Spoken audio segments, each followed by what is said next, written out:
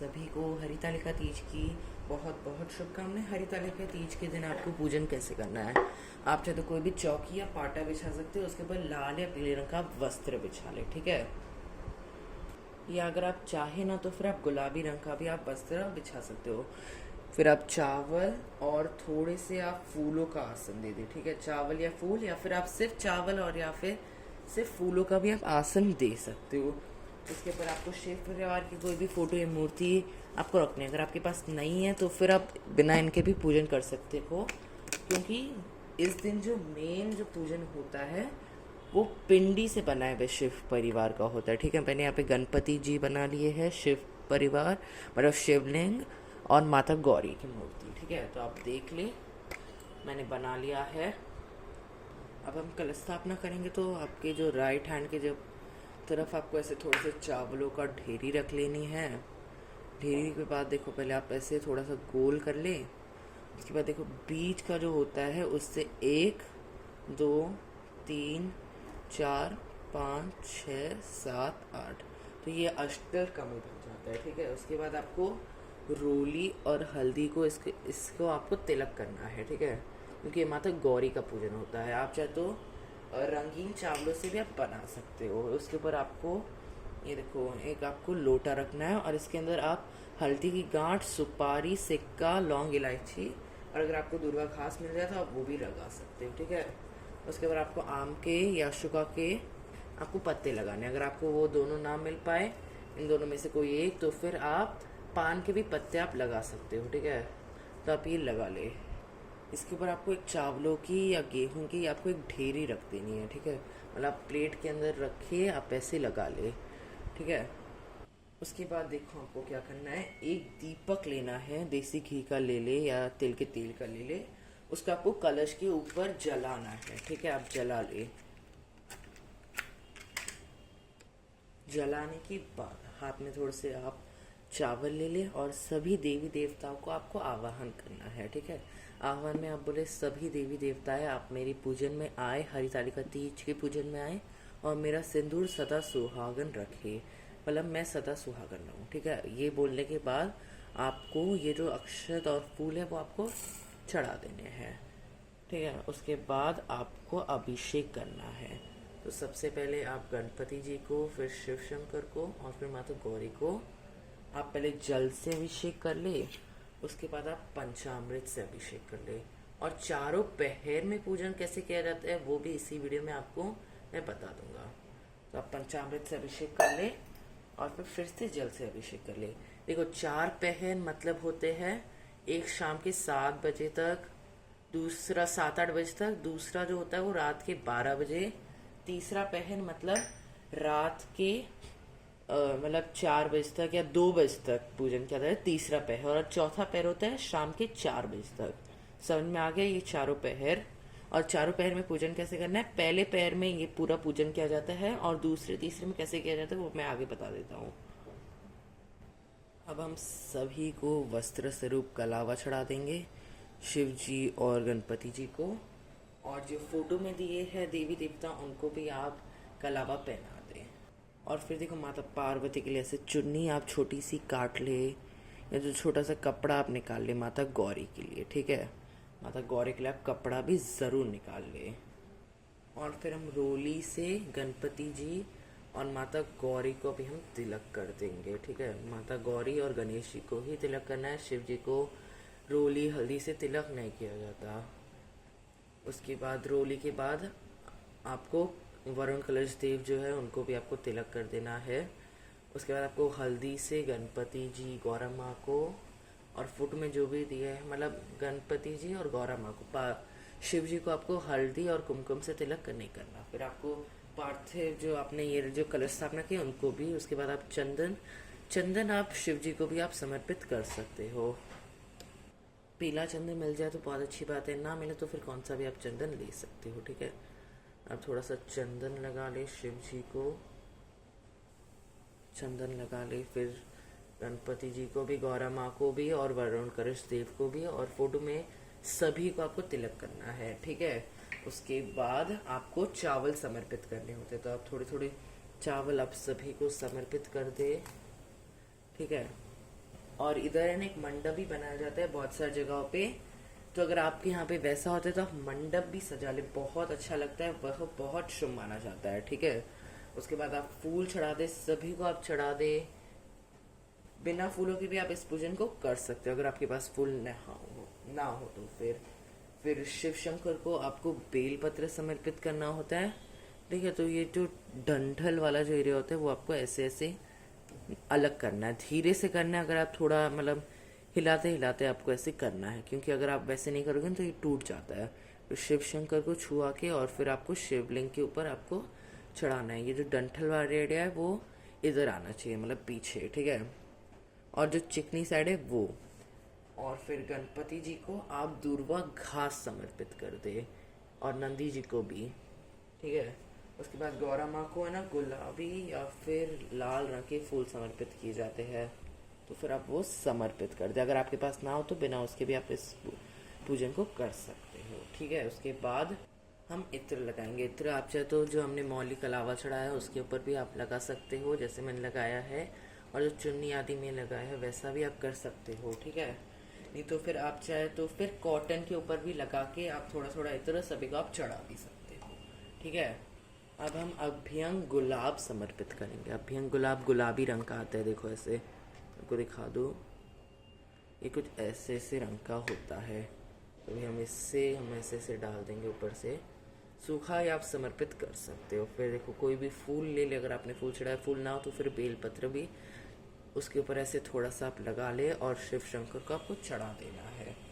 ठीक है, आप भगवान जी की कितने भी प्रिय चीज़ें ना वो आप अभी चढ़ा सकते हो। ठीक है, अब हम माता गौरी को श्रृंगार समर्पित करेंगे। ठीक है, तो श्रृंगार में ज़रूरी है चूड़ियाँ, बिंदी और वो सब। तो हम चूड़ियाँ जो है, अगर आपने थोड़ी ज़्यादा ली है तो फिर आप थोड़ी सी माता गौरी को आप समर्पित कर दे, जैसे 2 या वैसे। ठीक है, और जो बचेंगे वो आप खुद स्वयं यूज़ कर सकते हो, या आप चाहे तो दान भी दे सकते हो अगर आपने ज़्यादा लिया है। तो देखो जो आप यूज़ करने वाले हो वो तो आपको ऐसे छुआ लेना है माता से, और ये जो चढ़ाया है ये बहुत सी जगह खुद स्वयं यूज़ कर लेते हैं, या फिर कोई भी कुंवारी लड़की को या सुहागन औरत को या फिर दान कर दिया जाता है, या फिर कोई ननद भाभी या बेटी को या बहू को दे दिया जाता है। उसके बाद बिंदी से आपको श्रृंगार कर लेना है, बिंदी आप चढ़ा दे। ठीक है, उसके बाद आपको सिंदूर चढ़ाना है। जो आप सिंदूर लगाते हो आप चाहे तो वो भी आप लगा सकते हो, या जो आपने चढ़ाया है वो भी आप चढ़ा सकते हो। ठीक है, मतलब वो भी आप लगा सकते हो उससे। वो लगाने के बाद सबसे पहले हम गौरा माँ को उससे तिलक करेंगे। ठीक है, और फिर जो पिंडी रूप में हमने जो गौरा माँ समर्पित की है उनको भी हम इससे तिलक कर देंगे, और फिर जो बचेगा वो अपने मांग में आप लगा ले। ठीक है, वो आप लगा ले। उसके बाद जो मेहंदी होगी, मेहंदी भी आपको पहले गौरा माँ को आपको समर्पित करनी है। फोटो में वाली गौरा माँ को भी आप समर्पित कर दे। फिर जो है ये वाली गौरा माँ जो मिट्टी से आपने बनाई वो, और फिर बहुत सारी जगह पे जो क्या बोलते हैं महावर आलता जो होती है ना, क्योंकि यूपी और बिहार की सबसे ज़्यादा बड़ी तीज मानी जाती है, समझ गए, तो इसकी वजह से वो भी लगाया जाता है, महावर आदि भी आप वो लगा लें, और पूरे 16 श्रृंगार करके इस पूजन को किया जाता है। ठीक है, तो आप श्रृंगार का सामान इधर ही आप साइड में रख सकते हैं, आप चाहे तो नीचे आदि भी आप रख लिए। ठीक है, अब देखो भोग चढ़ाया जाता है, तो भोग में देखो भीगे हुए काले चने चढ़ाए जाते हैं। अगर काले चने ना हो पाए तो फिर आप भीगे हुए सफ़ेद चने भी आप ले सकते हो, तो आपको वो समर्पित कर देना है। ठीक है, आप समर्पित कर दे, और जो थोड़े बहुत आप ऐसे भी प्लेट के अंदर भी आप रख ले। फिर देखो आपको ऐसे अखरोट भी आप ऐसे ही समर्पित कर सकते हो, अखरोट भी समर्पित कर दे। और फिर 1 लोटा जल आपको भोग में स्वरूप में भी आपको इधर रखना होता है। तो फिर आप भोग के स्वरूप में आप ये रख ले, आप भोग आदि चढ़ा दे। उसके बाद आप नारियल भी चढ़ा सकते हो माता को। उसके बाद आपको 1 लोटा जल रखना है, ठीक है, पूजा में, और हाथ में थोड़े से आपको चावल लेके हरितालिका तीज की व्रत कथा सुननी है। हाथ में आप ये ले ले, और थोड़े से फूल भी आप ले सकते हो। फिर कथा का वीडियो आपको चैनल पे भी कुछ ही समय में मिल जाएगा, और आपको यूट्यूब में भी आपको बहुत आसानी से मिल जाएगा। अगर आपके पास किताब है तो फिर आप उससे भी आप पढ़ के कथा बोल सकते हो। ठीक है, तो फिर कथा के बाद देखो थोड़े बहुत चावल तो हम ऐसे ही समर्पित कर देंगे सभी को, और जो बचेंगे ना चावल वो हम इस लोटे के अंदर हम डाल देंगे। ठीक है, ये जो लोटा है, अगर आपको सूर्य देवता के चंद्रमा के अर्घ आप चाहे तो उनको भी दे सकते हो अगर आपको मिल जाए, क्योंकि अमावस्या कुछ ही दिन पहले होती है इससे, तो चंद्रमा बहुत कम दिखाई देते, छोटे से एकदम दिखाई देते हैं। अगर आपको छोटे से भी दिखते हैं तो उनको भी आप अर्घ दे सकते हो, तारों को भी अर्घ दे सकते हो, अगले दिन आप सूर्य देवता को भी आप अर्घ दे सकते हो। और अभी हम बात कर लेते हैं चारों पहर में आपको इस पूजन को कैसे करना है। चारों पहर से पहले मैं आपको बता दूं, इसके बाद आपको आरती करनी होती है। आरती के लिए आप एक दीपक और एक धूप आप जरूर जला दे। ठीक है, जला ले आप चढ़ा। ठीक है, आप जला ले धूप और दीपक को। आप चाहे तो फिर क्या बोलते कपूर से भी आप आरती कर सकते हो।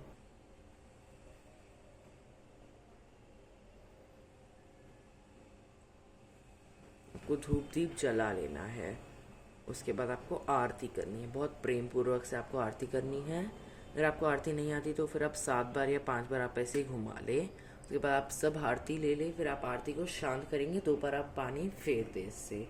ठीक है, आप पानी फेर ले, फिर आप चाहे तो उसको यहाँ पे भी रख सकते हो, और धूप को तो आपको ज़रूर यहाँ पे रखना है पूजन में, क्योंकि बहुत अच्छा सुगंध हो जाता है। उसके बाद आपको दक्षिणा चढ़ा देना है माता को, क्योंकि दक्षिणा पूजा में रही कमियों के लिए क्षमा यात्रा के लिए होता है। तो देखो सूट लिया जाता है, आप चाहे तो बायना निकाल जाता है। ठीक है ना, बायना में आप चाहे तो सूट ले सकते हो, साड़ी ले सकते हो, लहंगा ले सकते हो, ब्लाउज पीस ले सकते हो, आप चाहे तो एक दुपट्टा भी ले सकते हो। उसके बाद आपको कुछ श्रृंगार के सामने चढ़ाने हैं। आप साइज़ है थोड़े बड़े ही ले, क्योंकि थोड़े बड़े ठीक रहेंगे, क्योंकि आपको बायना देना होएगा ना। अगर आपको साइज़ मालूम है उनकी, अगर आप किसी को भी बायना देते हैं, सासू माँ को दे सकते हैं, ननद भाभी को दे सकते हो। ठीक है, उनको ये बायना दिया जाता है, आप समझ गए। तो फिर ये बायना मैंने, ये जो कुर्ता है ये मैंने कहाँ से लिया है, तो ये मैंने भगवती कलेक्शन से लिया है। सिर्फ ये है 2000 का, मुझे ये तीनों सेट पड़ गया है। और उधर 1000 रुपये के भी बहुत अच्छे अच्छे सूट थे। अगर आपको भी सूट मंगाने हैं बहुत अच्छे अच्छे इंडियन ट्रेडिशनल के, तो नंबर है 9137445575। ठीक है, उनका नंबर है, और इंस्टाग्राम का अकाउंट है भगवती कलेक्शन_कलेक्शन। ठीक है, आप उधर से देख सकते हो। तो आपको बायना भी चढ़ाना है, ज़रूरी नहीं है कि आप सिर्फ भगवती कलेक्शन से ही कुर्ते या आप समर्पित करें। आप चाहे तो ब्लाउज पीस, साड़ी या चुन्नी या लहंगा आदि भी आप समर्पित कर सकते हो, जैसे आपकी इच्छा हो, जैसे आपका घर पे नियम हो वैसे भी। उसके बाद श्रृंगार, मैंने सिर्फ चूड़ियाँ चढ़ाया, आप चाहे तो पूरे 16 श्रृंगार बायने में भी आप दे सकते हो। और आप चाहे तो माता रानी को भी आप श्रृंगार चढ़ा सकते हो। ठीक है, और अभी हम बात कर ले चारों पहर में हमको पूजन कैसे करना है। तो देखो आपको क्या करना है, जो अगर आपने दिया है बहुत बड़ा है, पूरी रात तक जल जाए, अखंड ज्योत जल जाए तो बहुत अच्छी बात है। पूरी रात भर जागरण किया जाता है। ठीक है, आप समझ गए, जागरण करना बहुत शुभ माना जाता है। पर अगर आप जागरण नहीं कर पा रहे हो, क्योंकि अगले दिन क्या बहुत सारा काम होता है, बहुत सारे लोग गणेश चतुर्थी रखते हैं, तो इसके अगले दिन गणेश चतुर्थी भी होती है, तो आप एक अखंड ज्योत कलश, मतलब आप चौकी के ऊपर लगा के चले जाए, जो ये वाला अखंड ज्योत होता है, या बड़ा सा आप दीपक रख ले, ये पूरी रात चलता रहेगा, तो बहुत अच्छा है। वो भी एक जागरण का, अगर आप जागरण नहीं कर पा रहे तो फिर उसके तरह ही ये काम करेगा।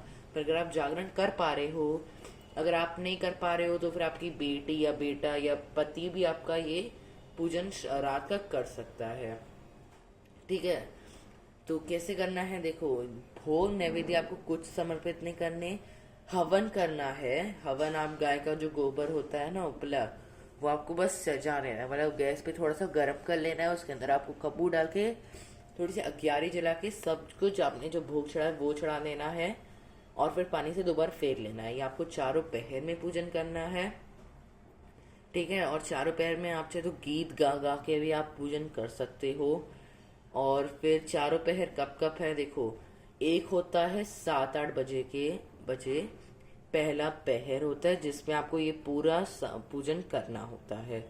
दूसरा पहर जो लगता है वो होता है रात के 12 बजे, मतलब ठीक रात 12 बजे, मिडनाइट बोलते हैं उसको अंग्रेजी में। तो उस समय आपको पूजन करना है। उसके बाद आपको रात के 2 बजे पूजन करना है। ठीक है, रात के 2 बजे भी इस पूजन को किया जाता है। और जो आखिरी पूजन होएगा वो सुबह के 4 बजे होएगा। तो आपको पूजन में सिर्फ फिर से आपको नहलाना है, नया वस्त्र चढ़ाने की कोई ज़रूरत नहीं है। और आपको सिंदूर, आप चाहे तो जितने बार भी आप इस पूजन को करें उतनी बार आप लगा ले। ठीक है, और आप जो होता है सिंदूर जो होता है वो हो सके तो फिर सूखा सिंदूर लगाए।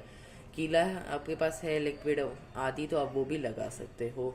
और अपना सिंदूरा भी यहाँ पे ज़रूर आप स्थापित कर ले। ठीक है, और आचमन भी लिया जाता है। पूजन जब आप ये कलश स्थापना करके जब आप जब करते हैं तो फिर ये ऐसे करके 3 बार अपने हाथों में जल लेके पिया जाता है और चौथी बार में अपना हाथ धो दिया जाता है। तो ये बात हो गया। और सारे नियम आदि जो भी सवाल आपने मुझसे पूछे हैं वो मैंने कमेंट बॉक्स में भी आंसर दिए हैं और उससे एक सेपरेट सा वीडियो भी आ जाएगा, कथा का भी वीडियो आ जाएगा। वीडियो ऑलरेडी बहुत लंबा हो चुका है तो मुझे नहीं लगता कुछ बताना चाहिए अभी। और आपको बाकी के जितने भी आपको चारों पहर में पूजन करना है वो आपको अगले या कुछ समय में मिल जाएगा। ठीक है, क्योंकि वीडियो बहुत लंबा हो चुका है। ठीक है, जय माता दी, जय माँ गौरी। ठीक है, और अगर आपको कोई भी सवाल है तो फिर आप कमेंट्स बॉक्स में पूछ ले। और अगर आपको ऐसे ही और 30 त्योहारों की वीडियोस देखने हैं तो फिर मेरे चैनल को सब्सक्राइब कर ले, इस वीडियो को लाइक करें और ज़्यादा से ज़्यादा शेयर कर ले। चौकी को आपको कैसे उठाने वो आपको चैनल पे नहीं मिलेगा, अगले साल मिल सकता है, इस साल नहीं मिलेगा क्योंकि इस साल बहुत बिजी चल रहा हूँ क्योंकि बहुत सारे 30 त्योहार आते जा रहे हैं एक के बाद एक। ठीक है, जय माता दी, जय गौरी।